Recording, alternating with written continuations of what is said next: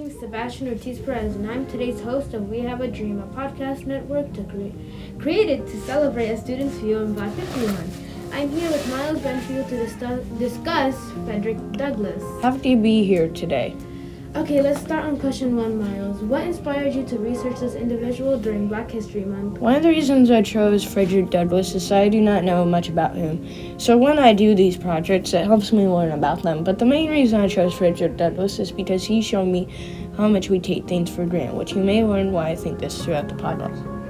Question 2, Miles. What accomplishments made this individual famous? Some things that made him famous were the fact that he traded for learning and reading to the white boys and girls who did go to school. And he wrote his first book called A Narrative, The Life of Frederick Douglas, an American Slave. Also, he spent most of his time fighting against slavery. He also met Abraham Lincoln and spoke to New York's Cooper Institute to help make the Emancipation Proclamation, which is a declaration to free slaves. Another thing he did was establish the North Star abolishment paper. Question 3, Miles. What challenges were faced in an attempt on lives of African Americans?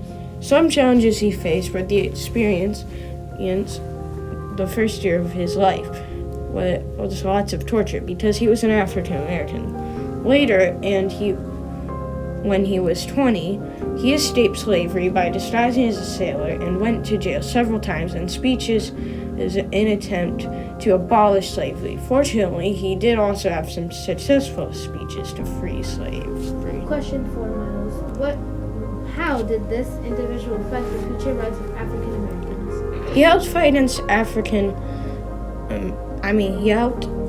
fight against slavery by recruiting people to the Union Army, including his 2 sons. He also freed over 400 slaves in the Underground Railroad, and he helped in the Civil Rights Movement. He also, after the Civil War, he fought for equal rights for all, like how he was a supporter of women's rights too.